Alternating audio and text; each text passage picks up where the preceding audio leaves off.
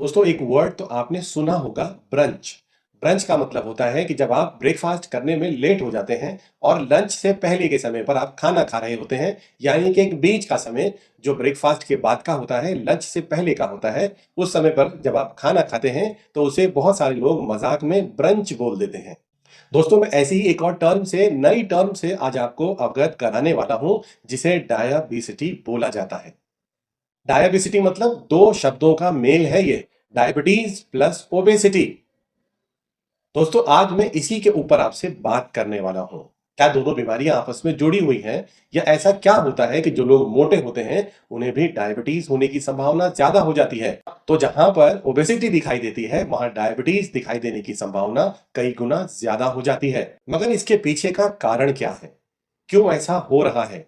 जब कोई ओबेसिटी और डायबिटीज वाला पेशेंट डॉक्टर के पास जाता है तो डॉक्टर्स उसे सलाह देते हैं कि आप अपना वजन घटाने के ऊपर फोकस करें, और साथ ही उसे कुछ दवाइयां लिख कर दे दी जाती हैं जो उसके शुगर को कंट्रोल करने में मदद कर देती हैं। लेकिन पलटकर मरीज तभी डॉक्टर से बोल देता है कि डॉक्टर साहब मैं तो वैसे ही बहुत ज्यादा नहीं खाता, मैं तो वैसे ही कम खाना खाता हूं और कोशिश करता हूं वही खाना खाऊं जो डायबिटीज पेशेंट के लिए ठीक है।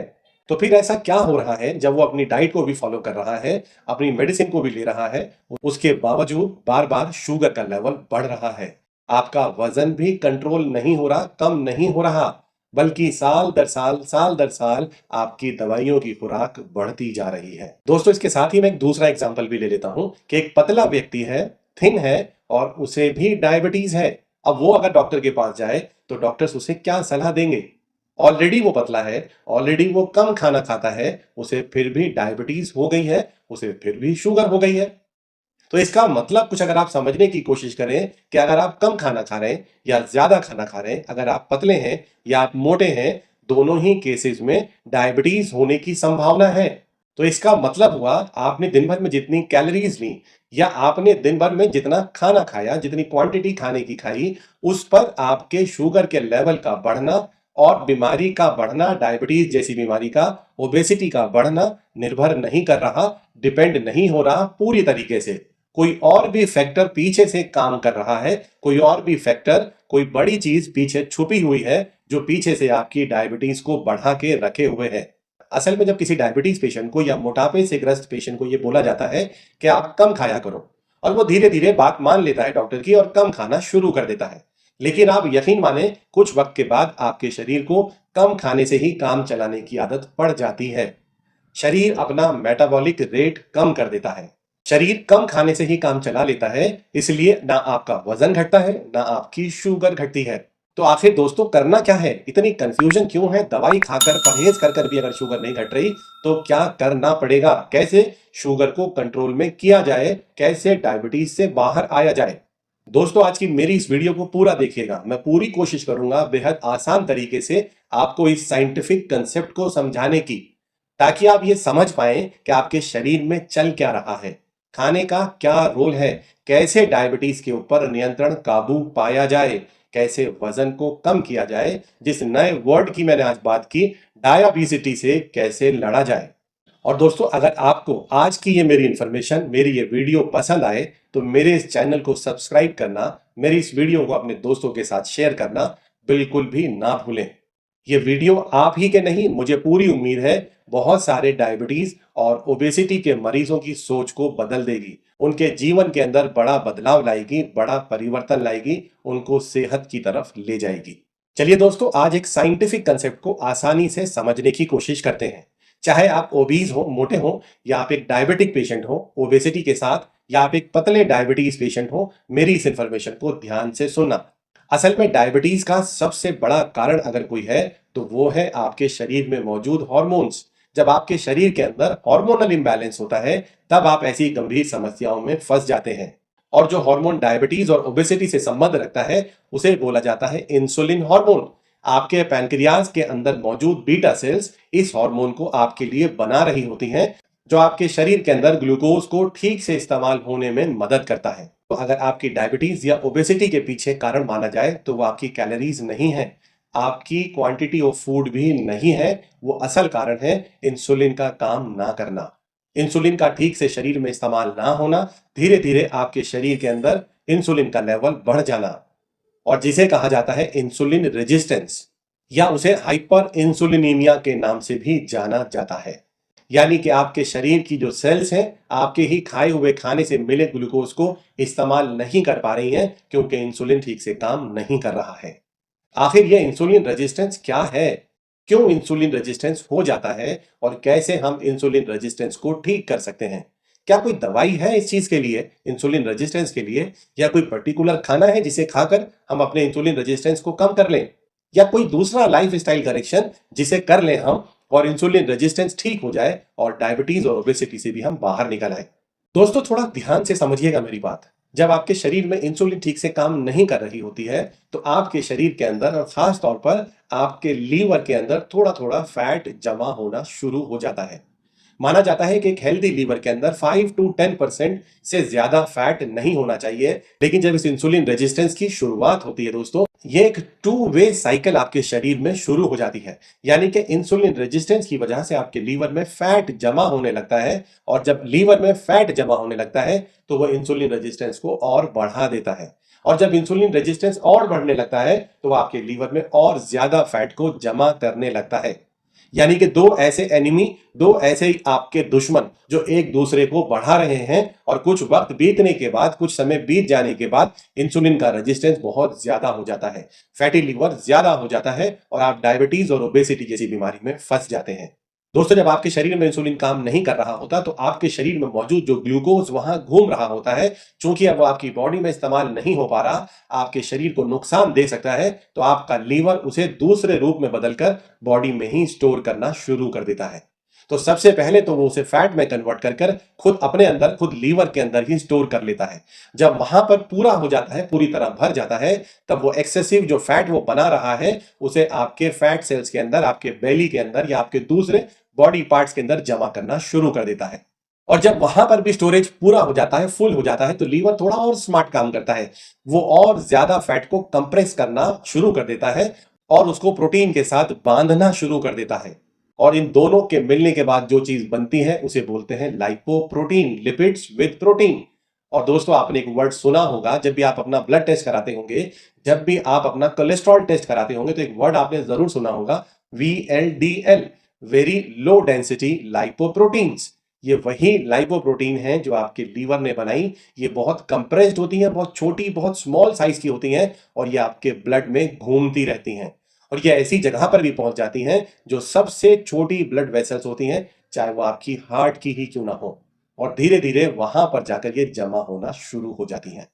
यानी कि अब आप अंदाजा लगा लें कि जब आपके लीवर में फैट जमा हुआ, जब आपको इंसुलिन रेजिस्टेंस हुआ, तो वो धीरे धीरे आपको ओबेसिटी की तरफ, डायबिटीज की तरफ और हार्ट डिजीजेस की तरफ ले जाने लगा।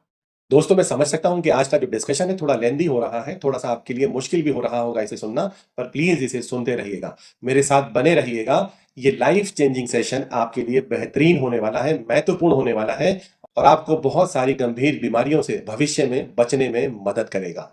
अब मेरी इतनी बात सुनने के बाद एक सवाल आपके मन में भी आया होगा, आखिर इंसुलिन रेजिस्टेंस क्या है, हो क्यों रहा है, क्यों लोगों को इतना ज्यादा परेशान कर रहा है, जिसकी वजह से लोग बहुत सारी गंभीर बीमारियों में फंसते जा रहे हैं।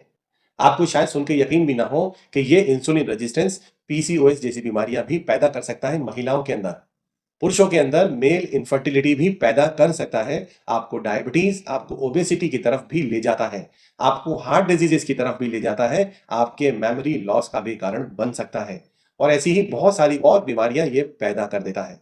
दोस्तों अपनी बात को समझाने के लिए मैं थोड़ा सा 10-20 साल पीछे आपको ले जाना चाहता हूँ। 20-25 साल पहले अगर आप जाएं तो जब आप विलेजेस में जाते थे तो वहां पर लोग शुगर केन यानी गन्ने को इस्तेमाल करते थे, खूब खाते थे, उन्हें शुगर नहीं होती थी।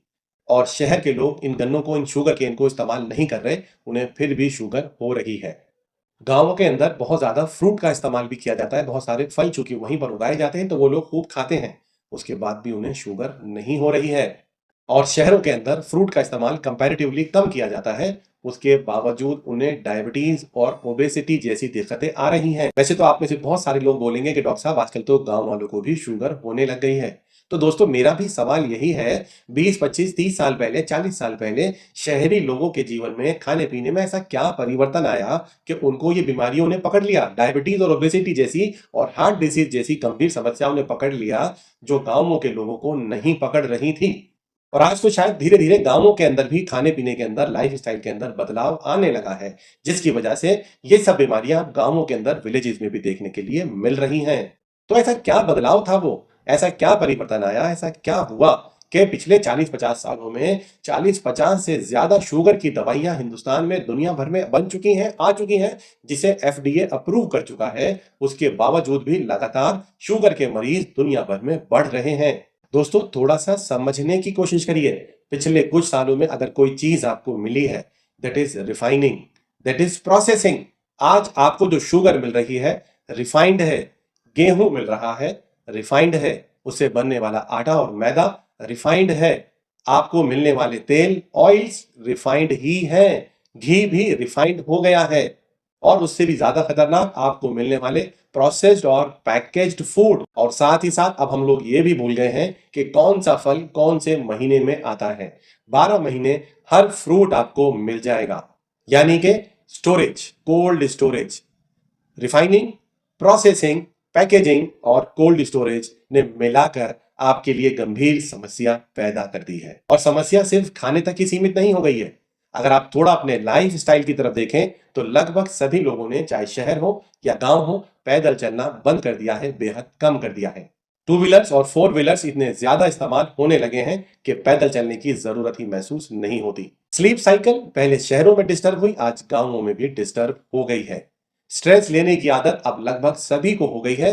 देर से सोना, देर तक सोचना, चिंता ज्यादा करना, अपने शरीर को, अपने मन को, अपने ब्रेन को आराम ना देना।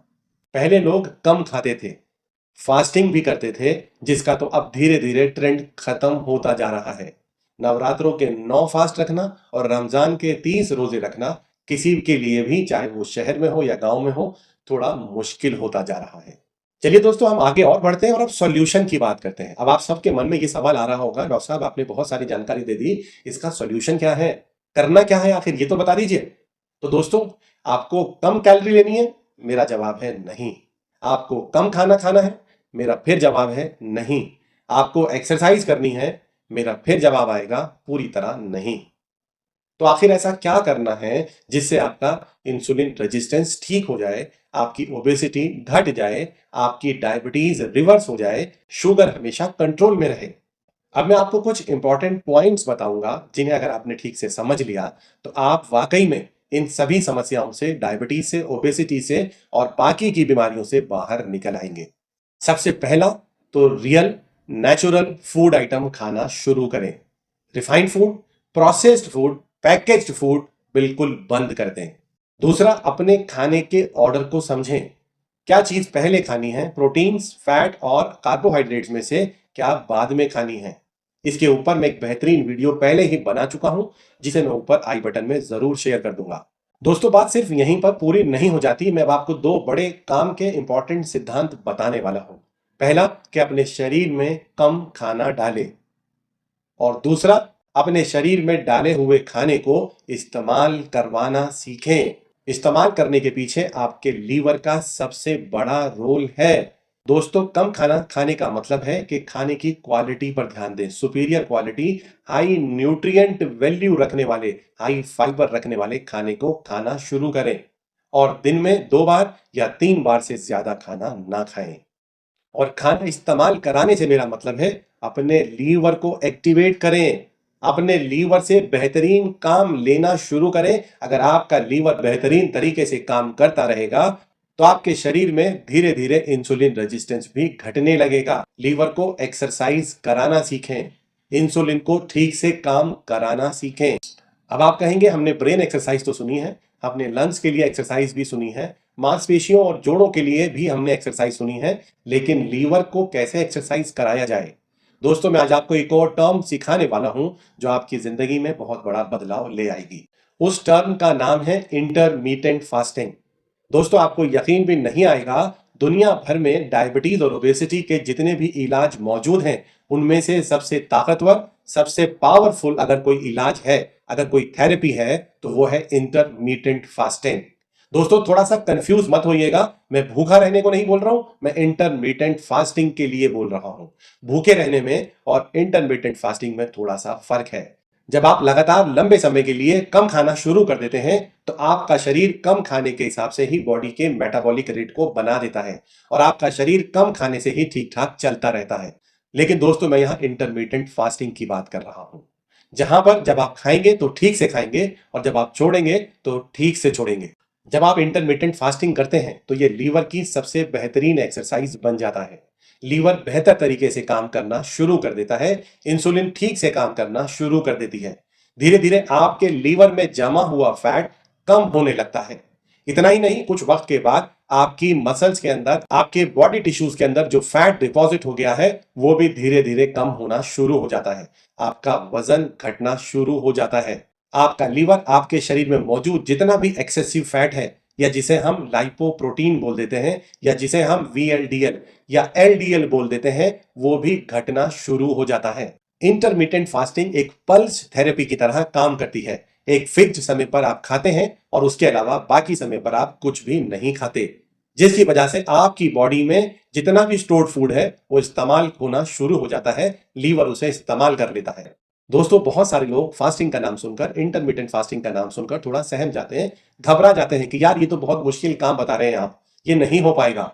लेकिन दोस्तों, अगर आप समझें इसे ध्यान से तो आप इसे बहुत आसानी से कर सकते हैं। जरूरी नहीं है कि पूरे हफ्ते, पूरे महीने या 4-6 महीने तक ये इंटरमिटेंट फास्टिंग डेली की जाए। इसे आप हफ्ते में 1-2 बार या 3 बार अपनी कैपेसिटी के हिसाब से कर सकते हैं। इसको करने के बहुत सारे मॉड्यूल होते हैं। पहला मॉड्यूल होता है 16:8, यानी कि आप 8 घंटे का ईटिंग विंडो रखेंगे और 16 आवर्स का फास्टिंग विंडो रखेंगे। उस 8 घंटे की ईटिंग विंडो के अंदर आप हाई न्यूट्रिएंट वैल्यू वाला food, high fibre food, protein rich, healthy fat rich food item consume करेंगे, जो कार्बोहाइड्रेट्स में लो भी होगा, ताकि अगर आप कम कार्बोहाइड्रेट वाला खाना भी खाएं तो आपके शरीर में किसी तरह की कमजोरी भी ना आए, आपका मसल मास भी ना घटे। और जो दूसरा हिस्सा है फास्टिंग विंडो 16 आवर का, अगर ये फास्टिंग विंडो आपने डिसाइड किया दोस्तों, तो उसके अंदर भी बहुत सारी ऐसी फूड ऑप्शंस हैं जिन्हें आप इस्तेमाल कर सकते हैं अगर आपको बीच में भूख लगे तो। ये लो कैलोरीज या जीरो कैलोरीज फूड आइटम्स मैं आपको बता देता हूं जिन्हें आप इस्तेमाल कर सकते हैं। वो कोकोनट वाटर भी हो सकता है, वो सिनेमन टी भी हो सकती है, वो शुगर फ्री कॉफी भी हो सकती है, वो ग्रीन टी भी हो सकती है, और मेथी दाना भी आप इस टाइम पर खा सकते हैं। इतना ही नहीं दोस्तों, अगर आपको भूख लगे बहुत ज्यादा तो आप एक 500 कैलोरीज से कम की एक छोटी सी मील भी ले सकते हैं।